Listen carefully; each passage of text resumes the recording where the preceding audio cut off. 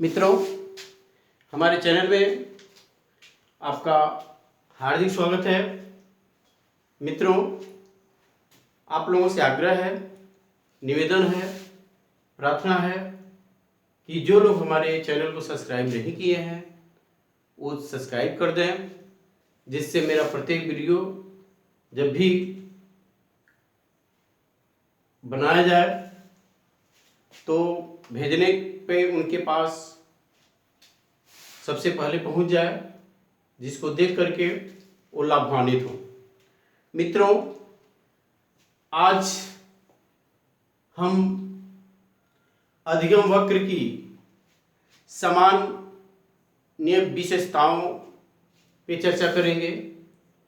अधिगम वक्र की सामान्य विशेषताओं से संबंधित question UP TET, C TET या अदर अन्य जो भी राज्य हैं वहाँ का जो भी टेट है,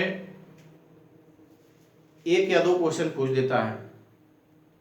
हर साल को क्वेश्चन पूछता है, तो परीक्षा के दृष्टिकोण से आज का जो टॉपिक है ये बहुत ही महत्वपूर्ण है। मित्रों, मनोवैज्ञानिकों ने सामान्य जो विशेषताएं हैं अधिगम वक्र के, उसके विषय में बताने का प्रयास किया है। पहला है आरंभिक स्फुरण।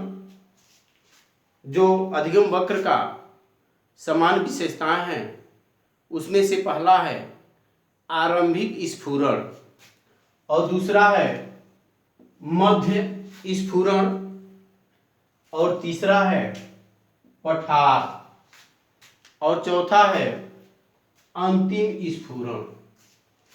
ठीक है मित्रों, अब एक बार आरंभिक स्फुरण क्या है, मध्य स्फुरण क्या है, पठार क्या है, अंतिम स्फुरण क्या है, इसके ऊपर एक बार चर्चा कर लिया जाए।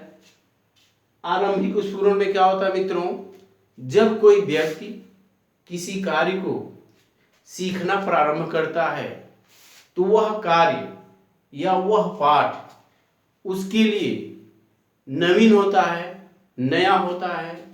चूंकि कोई भी कार्य या कोई भी पाठ नया होने के कारण से व्यक्ति के अंदर अभिप्रेरणा, अभिरुचियां और रुझान बढ़ जाती है। व्यक्ति उत्सुक हो जाता है, जागरूक हो जाता है, उस कार्य को सीखने के लिए तत्परता दिखाता है और उसके उस कार्य को करने में उसको आनंद होता है, जिससे जो एक ग्राफ है मित्रों बड़ी तेजी से ऊपर बढ़ता है। यहां ध्यान दीजिए, ग्राफ के माध्यम से भी इसको समझाएंगे तभी जाके स्पष्ट होगा। ये जो लाइन है शिक्षण परसेंटेज की है और ये लाइन जो है प्रयास की है। ठीक है मित्रों, तो शुरुआत में आरंभिक स्फुरण देखिए, यहां से शुरू किया, प्रयास शुरू कर रहा है, नया काम है, तो नया काम होने की वजह से उसके अंदर रुचि और रुझान ज्यादा आ गया उस पाठ को। जैसे मान कोई बालक है, किसी कविता को याद करने के लिए बोलेंगे, नया नया कविता रहेगा, वो बड़ी लगन से याद करेगा।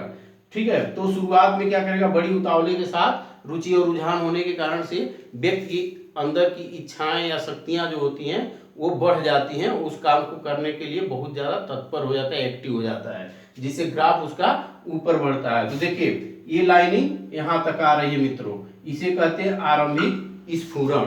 ठीक है मित्रों, अब नेक्स्ट आता है मध्य स्फुरण।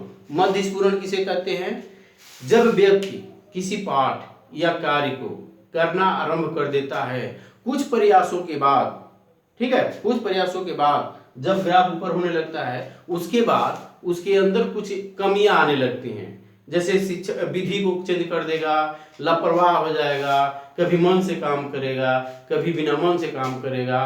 तो उसमें जो उतार चढ़ाव जो आता है उसी को हम कहते हैं कि मध्य स्फुरण। यानी देखिए मित्रों, यहाँ पे क्या है, यहाँ से आप देखिए, यहाँ उतार आ रहा है, फिर चढ़ाव आ रहा है, फिर उतार आ रहा है, फिर चढ़ाव आ रहा है, फिर उतार आ रहा है, फिर चढ़ाव आ रहा है।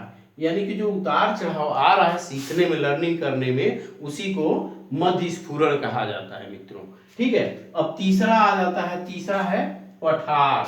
ठीक है मित्रों, जब कोई बालक या कोई व्यक्ति किसी पाठ को या किसी कार्य को सीखता है, ठीक है, सीखता है, लेकिन सीखने की गति में ना तो चढ़ाव हो रहा है, ना ही तो उतराव हो रहा है, ठीक है, ना तो बहुत ज़्यादा प्रोग्रेस कर रहा है और ना ही तो नीचे आ रहा है, ठीक है। तो एक खड़ी पड़ी रेखा की तरह से अगर उसको ग्राफ से देखा जाए तो ना तो वो किसी उस कार्य को मन से कर रहा है, ना तो बढ़ रहा है, ना तो घट रहा है, यानी कि वो पठार है, यानी पड़ी रेखा के से संबोधन किया जाता है। देखिए मित्रों, ये पड़ी रेखा है, यहाँ पे ना तो क्या हो रहा है, ना तो उतार हो रहा है, ना तो चढ़ाव हो रहा है, ठीक है। किसी कार्य को करने से व्यक्ति बार बार काम करने से थकान हो जाता है या आराम करना चाहता है, या उसका जो मेंटल एबिलिटी है, मानसिक क्षमता है, वो कम हो जाता है, उसको कुछ विश्राम की जरूरत पड़ती है, तो वह क्या करता है, उस समय स्थिर हो जाता है, तो ये पड़ी रेखा हो जाती है, जिसे हम पठार कहते हैं। मित्रों, ये पठार से संबंधित हमेशा कई बार क्वेश्चन पूछा यूपी टेट में, सीटेट में, तो पठार वाला ज्यादा आता है, ठीक है मित्रों।